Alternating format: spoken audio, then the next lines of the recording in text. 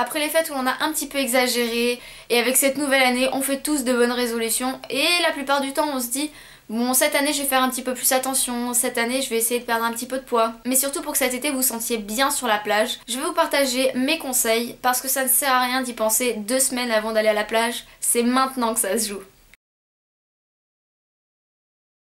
Je vais commencer par vous parler de mon expérience et l'année dernière, à la même époque, j'ai décidé de perdre du poids. En un an, j'avais pris 6 kilos, ce qui n'est pas énorme en soi, mais c'est vrai que quand on fait la taille que je fais, c'est-à-dire que je suis petite, 6 kilos, ça se voit tout de suite. Et au final, j'ai perdu un petit peu plus de 7 kilos, sans régime et surtout sans jamais les reprendre. À la suite de ma perte de poids, j'en ai discuté avec une nutritionniste et elle m'a dit que j'avais fait exactement ce qu'il fallait faire pour une perte de poids définitive. Mon premier conseil, ce serait d'avoir 3 repas complets dans la journée. Parce qu'au prochain repas, vous mangerez trop vite et trop parce que vous aurez faim, ce qui est tout à fait normal. Mon deuxième conseil, c'est de boire de l'eau. Je le dis tout le temps dans mes vidéos, mais buvez environ 1,5 litre d'eau par jour. 1 litre, c'est déjà ça. J'ai moi-même beaucoup de mal à boire de l'eau, c'est pourquoi je bois beaucoup de tisane et de thé. Ça a été ma solution pour boire plus. Mon troisième conseil serait de boire du thé vert, parce qu'il contient des substances antioxydantes, donc qui sont très bien pour notre santé et pour notre corps, mais qui ont aussi des propriétés amincissantes lorsqu'elles sont associées à un régime adapté. Ça ne sert à rien de manger des hamburgers et des pizzas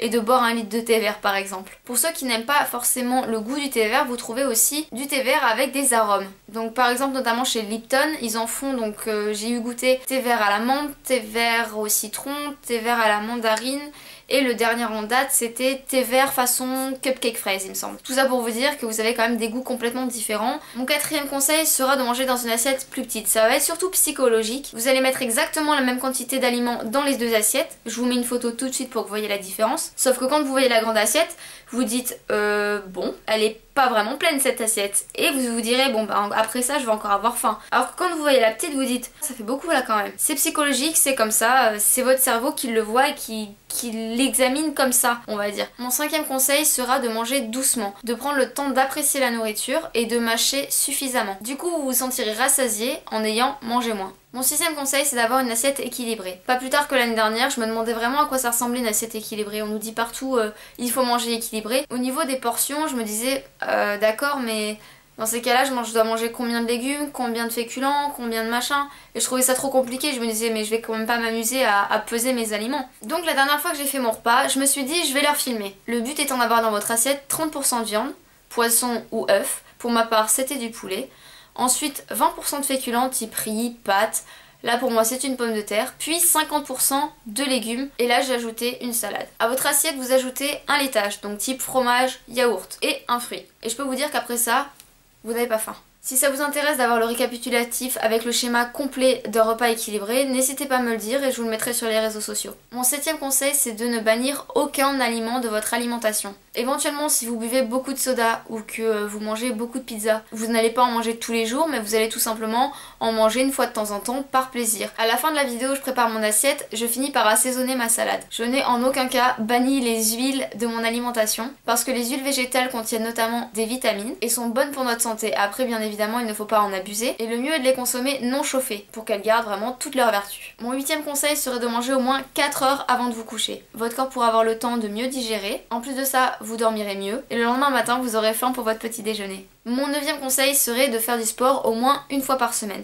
Et Dieu sait que j'ai du mal à faire du sport. Vous n'avez pas forcément le budget pour vous inscrire à un cours de fitness, un cours de danse ou n'importe quel sport et je peux comprendre. Mais vous pouvez très bien faire du vélo, courir, trouver des vidéos d'exercices sur le net, YouTube en est plein, ou tout simplement marcher et faire une balade le dimanche par exemple. Ce sera déjà ça. Mon dixième conseil c'est de changer ses habitudes. Aujourd'hui notre univers nous facilite la vie avec les transports, les escalators, les ascenseurs. Pourtant même les petits efforts sont le moyen de faire de l'exercice. Par exemple, évitez de prendre la voiture pour un petit trajet. Si vous prenez les transports en commun, arrêtez-vous un arrêt avant et faites le reste à pied. En vous brossant les dents, sous la douche, en faisant la cuisine par exemple. Premièrement, vous tenant bien droit, vous pouvez tout simplement vous mettre sur la pointe des pieds et redescendre et faire ça plusieurs fois. Et même en restant en haut quelques secondes et recommencer quelques séries. Deuxièmement, toujours en ayant le dos bien droit, assis ou debout, vous pouvez tout simplement serrer les fesses. La contraction permettra de les muscler. Maintenant, des exercices quand on est devant la télé. Vous pouvez investir dans un step ou un stepper, vous en avez à partir de 20 €. J'ai acheté le mien moins de 40 € chez Decathlon. Vous avez aussi des vélos d'appartement qui sont plus chers mais aussi plus encombrants. Vous pouvez aussi, en étant assis sur le bord de votre canapé, tendre une jambe et la ramener. plusieurs fois sans reposer le pied par terre et vous faites des séries avec chaque jambe. Vous pouvez aussi très bien vous tenir debout avec un appui, le dos toujours bien droit, vous levez votre jambe sur le côté plusieurs fois et en arrière. J'espère que cette vidéo aura pu vous servir, en sachant bien que je n'ai pas perdu 7 kilos en une semaine ni en un mois. D'ailleurs, pour tout vous dire, le premier mois je n'ai perdu aucun kilo et j'étais mais démoralisée. Et puis en fait c'est au bout du deuxième mois où là je me suis rendu compte que oh, j'ai perdu 500 grammes et puis 1 kilo, puis tout est allé très vite. Je pense que chaque personne a un métabolisme différent et puis chaque personne a un poids différent à perdre.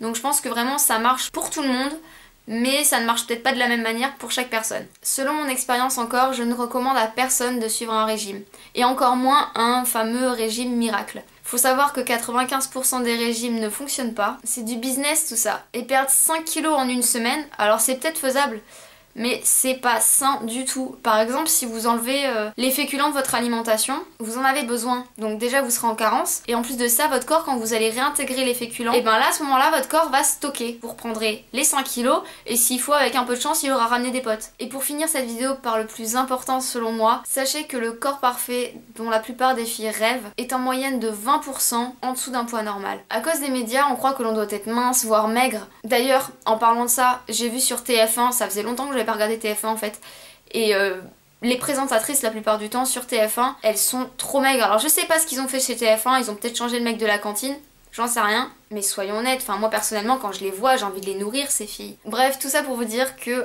j'ai souhaité perdre les kilos que j'avais pris en un an, je les ai perdus. Tout ça sans régime, que je suis loin d'avoir la silhouette à Kate Moss. Dans tous les cas, si j'avais voulu avoir le corps de Kate Moss, je n'y serais jamais arrivée, parce que tout simplement on n'est pas foutu pareil quoi. Donc il faut arrêter de se comparer à telle ou telle personne. On est tous différents, on ne prend pas forcément les kilos au même endroit. Et le plus important dans tout ça, c'est d'apprendre à s'aimer tel que l'on est, et surtout d'être en bonne santé. Sur ce, je vous dis à très vite et je vous fais de gros bisous. Ciao.